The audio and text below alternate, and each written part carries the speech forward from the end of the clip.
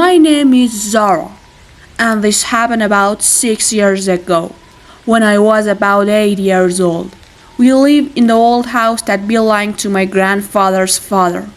In the old days, my sister, grandmother, and my cousin used to sleep in the same room, and even thought we were next to them I was sleeping.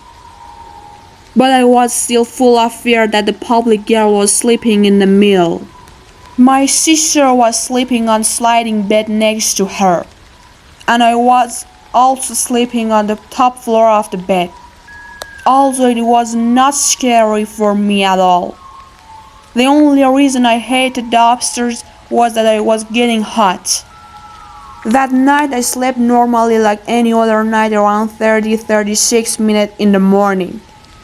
I woke up and met a girl who was staring at me with a scary and wide smile. I didn't care.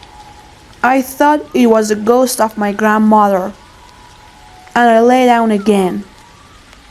But that girl came and softly called Sarah, Sarah, and then I fell asleep. I was shaking, I was very scared, and I was sad at that same time, but I didn't know why I was sad. The next day, I went to check my grandma's mom's picture, and I was shocked that she wasn't my grandma's mom's daughter. I told my grandma about that girl with a big smile. My grandma checked some photo and said, "We don't have a girl like that in any of our dead relatives."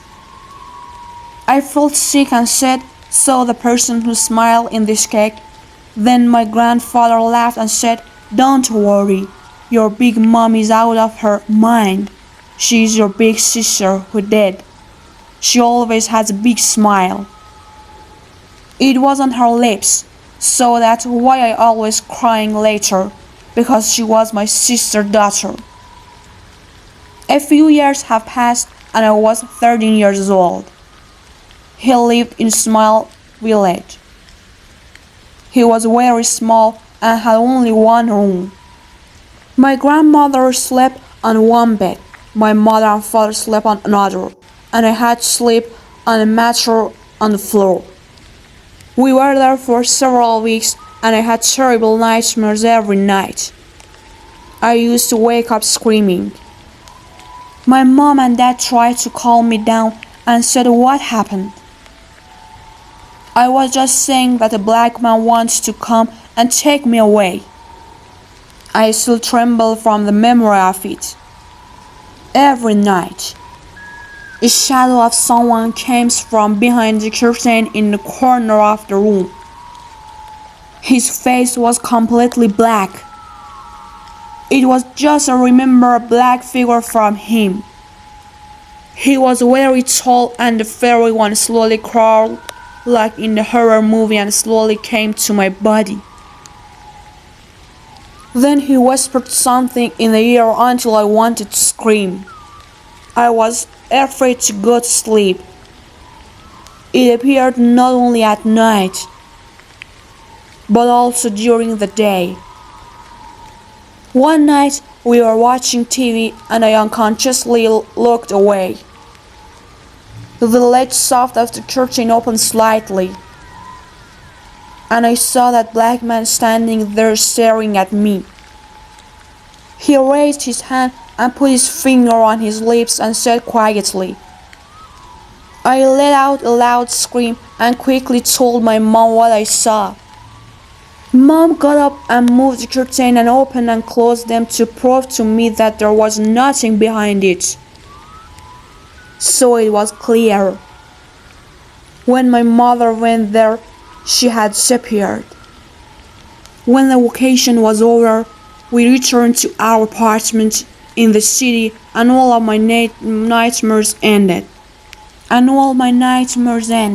After that, my grandmother came and visited us. We did not go to my grandmother's house for the holidays. I almost forgot about that black man. One summer, when I was 13 years old and my little brother was 5 years old, we went to my grandmother's house to stay there. My mother and father were in the kitchen and I was having tea with my grandmother. She asked me to go and put my little brother to sleep. When I was laying a mattress on the floor for both of us to sleep, my little brother, he was sitting on one of the beds. My brother is usually quiet and doesn't cry. When I saw him staring at something, I asked, "What happened?" Then he suddenly turned his head and looked at me. His eyes were full of fear.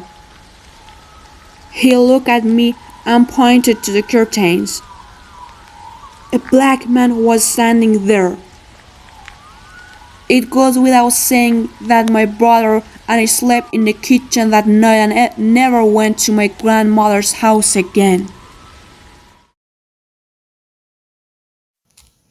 It happened when I was in college. I studied acting there. I regularly exercised yoga, tennis, and most of all, my two favorite places to run are the beach and the forest, because I love nature and being alone. All of my friends have boyfriends, but I was single, so I felt lonely.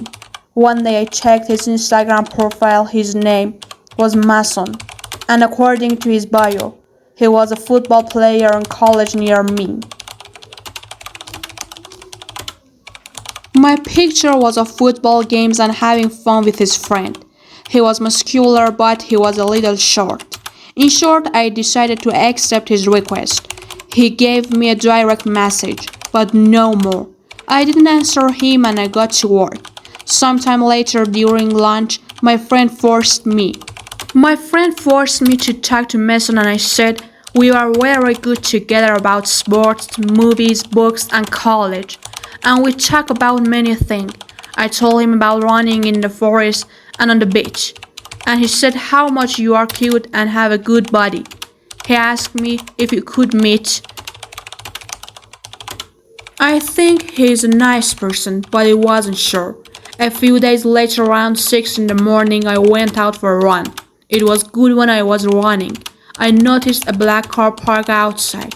I looked carefully and saw someone watching me.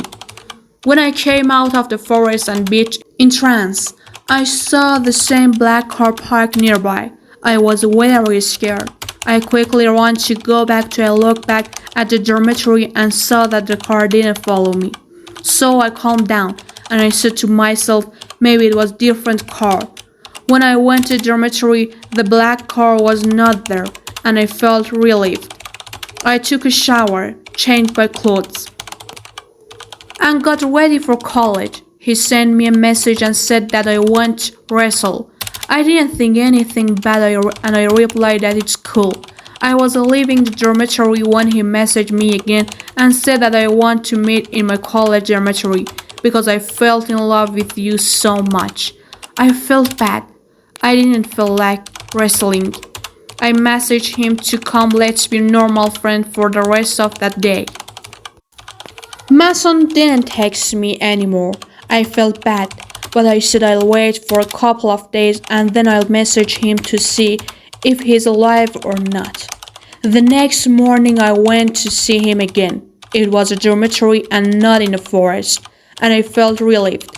I ran in the forest. It was hot. And as I ran, I was getting hotter. I continued on the same path and there was nothing around me. What are you doing? Where did you find me? He said. I was patient and I was wanted to see you. His car was nearby, so now we can go out. I was sure it was black car. I was very nervous. He touched my cheek badly. I felt bad and I said, I'm sorry. You're a good boy, but I'm not into modeling right now. I tried to scare him and tell him to relax, but he wrapped his arms around my waist and squeezed me. He was very strong and held me so tightly that I was in pain. I said, God bless you. I tried to spray at him, but he was much stronger than me. He pushed me harder. I was in pain and I couldn't breathe. I couldn't even hear when I asked for help. He was forcefully kissing me and even licking my hands and feet. I felt like I was going to die, but in the same desperation.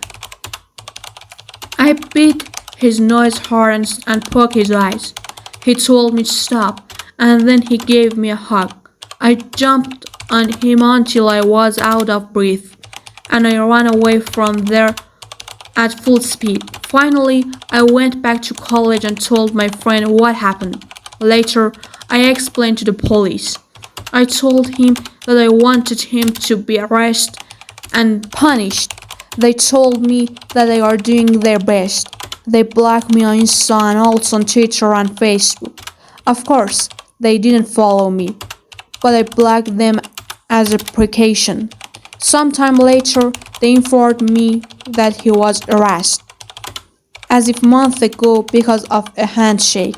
Another girl was expelled from college. The police said that had a plan to steal you from the office, and you wrote very violent thing about what you wanted to do with me and other women, such as new and creative ways to kill and dispose of the body.